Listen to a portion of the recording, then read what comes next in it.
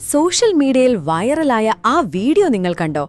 Indian മണ്ണിൽ നിർമ്മിച്ച ആദ്യത്തെ കരുത്തൻ സൈനിക വിമാനം പുറത്തിറങ്ങാൻ തയ്യാറെടുക്കുകയാണ്. ആവേശകരമായ ഈ കാഴ്ച വരുന്നത് ഗുജറാത്തിലെ വഡോദരയിലുള്ള ടാറ്റ പ്ലാന്റിൽ നിന്നാണ്. നിശ്ചയിച്ചതിലും മാസങ്ങൾക്ക് മുമ്പേ ഈ യുദ്ധവിമാനം പറന്നുയരാൻ പോകുന്നു എന്നാണ് റിപ്പോർട്ടുകൾ. എന്താണ് ഈ വിമാനത്തിന്റെ പ്രത്യേകത? നോക്കാം. വഡോദരയിലെ ടാറ്റ അഡ്വാൻസ്ഡ് സിസ്റ്റംസ് പ്ലാന്റിൽ നിന്നുള്ള ദൃശ്യങ്ങളാണ് ഇപ്പോൾ പുറത്തുവന്നിരിക്കുന്നത്. 2024 ഒക്ടോബറിൽ പ്രധാനമന്ത്രി നരേന്ദ്രമോദിയും സ്പെയിൻ പ്രധാനമന്ത്രി പെഡ്രോ സാഞ്ചസും ചേർന്നാണ് ഈ വമ്പൻ ഫാക്ടറി ഉദ്ഘാടനം ചെയ്തത്. ഇവിടെ നിർമ്മിച്ച ആദ്യത്തെ C-295 വിമാനത്തിന്റെ പണികൾ ഏകദേശം പൂർത്തിയായി കഴിഞ്ഞു.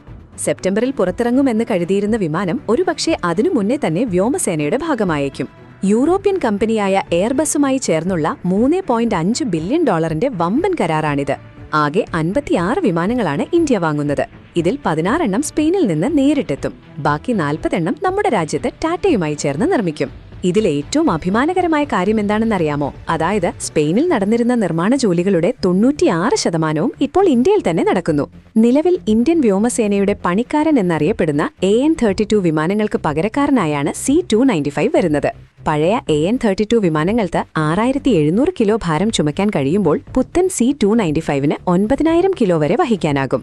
പാരാട്രൂപ്പർമാരെ ഇറക്കാനും സൈനിക സാമഗ്രികൾ അതിവേഗം എത്തിക്കാനും ഈ വിമാനം അതീവ മിടുക്കനാണ്.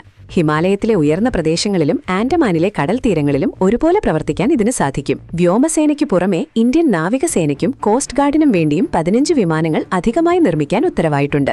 മറ്റൊരു വലിയ കാര്യം, ഏഷ്യയിലെ തന്നെ C-295 വിമാനങ്ങളുടെ ഒരു പ്രധാന സർവീസ് ഹബ്ബായി ഇന്ത്യ മാറാൻ പോകുകയാണ്. 10ഓളം അയൽ രാജ്യങ്ങൾ ഈ വിമാനം ഉപയോഗിക്കുന്നുണ്ട്.